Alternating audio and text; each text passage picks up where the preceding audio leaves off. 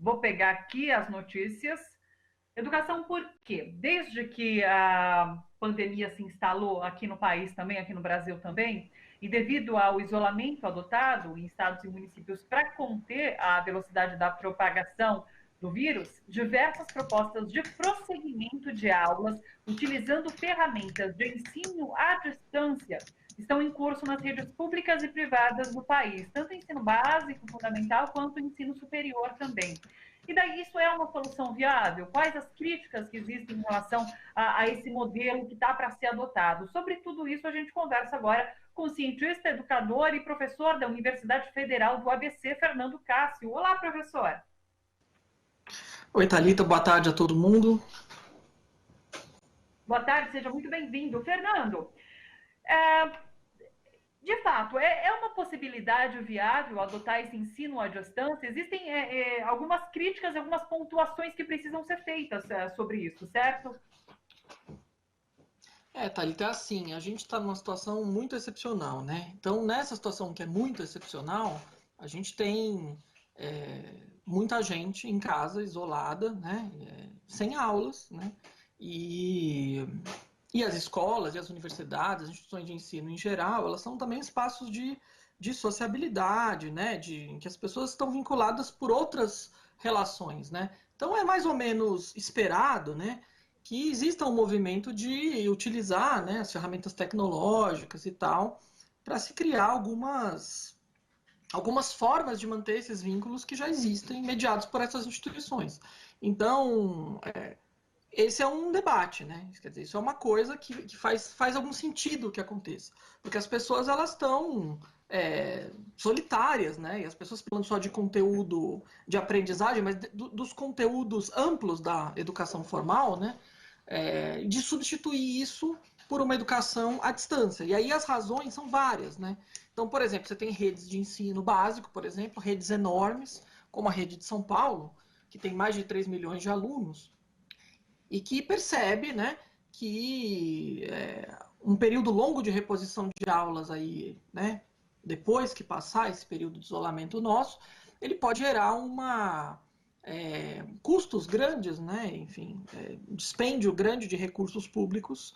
Então você tem agora medidas protetivas, né, dos orçamentos das secretarias de educação, e as soluções encontradas utilizar sistematicamente a educação à distância para contabilização de horas aula, de dias letivos, etc.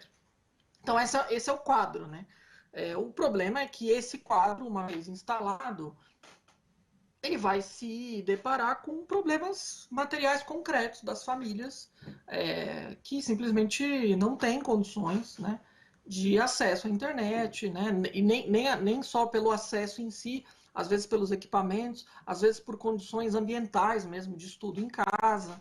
Então agora a gente está numa situação em que os secretários de educação, eu estava agora mesmo ouvindo um seminário do Banco Mundial, né, com essa coalizão empresarial Todos pela Educação, e o secretária de Educação de Mato Grosso do Sul, que preside o Conselho Nacional de Secretários de Educação, e eles são realistas ao dizer que as perdas já estão dadas, né? A questão é qual o tamanho dessas perdas e como de fato, né, as redes públicas vão se mexer e trabalhar para mitigar essas perdas depois. Porque quando a gente fala sobre fazer um ensino à distância com o uso de ferramentas online, a gente precisa ter a noção da realidade de muitas famílias e de muitos alunos que não têm esse acesso, que não vão poder acessar um computador para fazer essa aula, ou mesmo não tem uma estrutura de casa, física mesmo, de familiar, para conseguir se concentrar numa aula. Então, é preciso se pensar tudo isso. E isso está sendo pensado?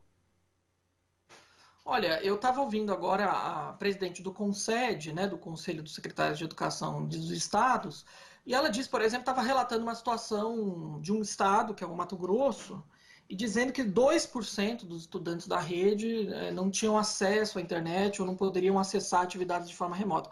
Eu, na verdade, desconfio desse dado. Eu gostaria de saber como esse dado foi coletado, porque 2%, na verdade, esse é um dado que ele não corresponde nem a a pesquisa nacional de mídia feita pelo Comitê Gestor da Internet no Brasil, que tem feito levantamentos periódicos, né, de como os lares brasileiros, né, a que tipo de equipamento tem acesso, que tipo de velocidade de conexão, né? Então, não é simplesmente você ter um pacote de dados para um celular que simplesmente permite que você utilize aplicativos de comunicação, esses próprios aplicativos em que você tem uma enxurrada de notícia falsa, de desinformação. Quer dizer, então, esse é um quadro que é conhecido, né?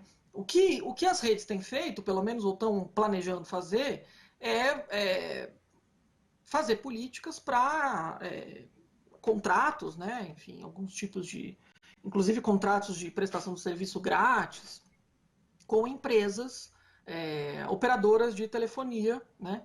Para que possam liberar pacotes de dados, etc., para as famílias dos estudantes da rede.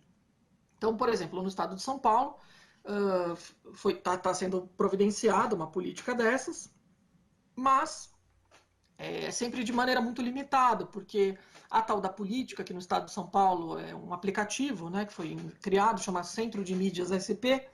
Então, esse contrato com as operadoras, ele dá acesso somente ao aplicativo.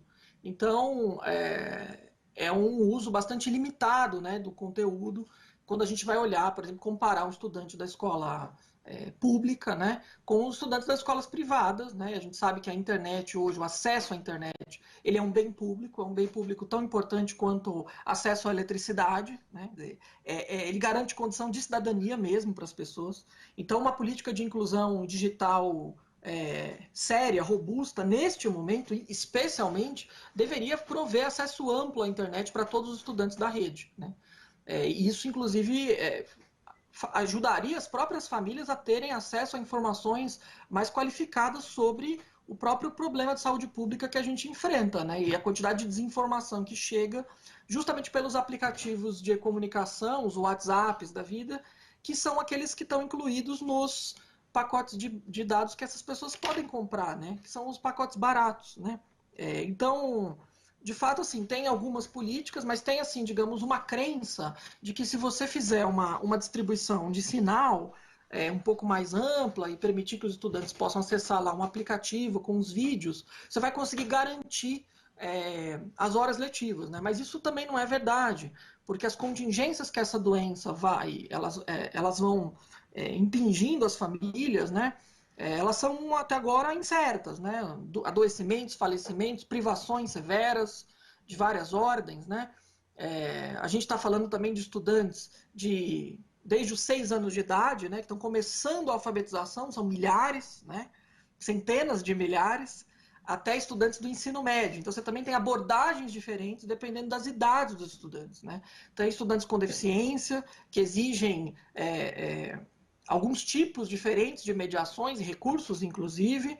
Você tem os estudantes da EJA, os estudantes idosos e adultos da EJA. Quer dizer, como que você vai garantir esses acessos? Então, na verdade, o que está acontecendo no país é uma aposta, né, das redes de ensino em geral, né, de que você vai conseguir, então, substituir mesmo, né, a educação presencial formal, usando diferentes estratégias, incluindo aplicativos, televisões públicas, rádios públicas, o que é um outro problema, né, porque a gente também já discutiu nesse programa, e outras pessoas discutem aqui, o papel das políticas de austeridade econômica dos anos anteriores em minar, né, exatamente a importância das televisões e rádios públicas no país, né?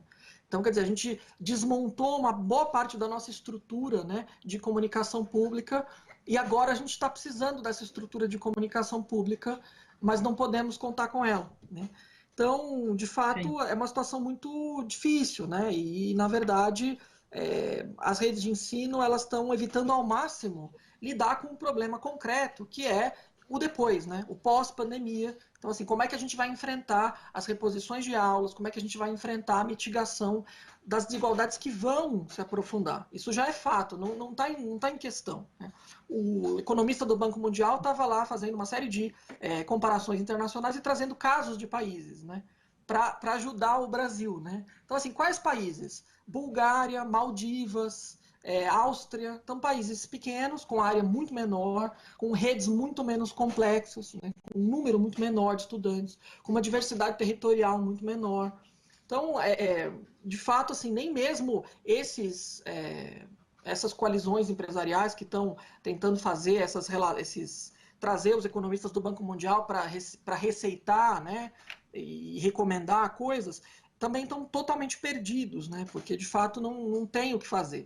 Então, o que eu tenho dito, né, a Rede Escola Pública e Universidade publicou uma nota bastante grande, né, detalhada sobre como está a situação no estado de São Paulo.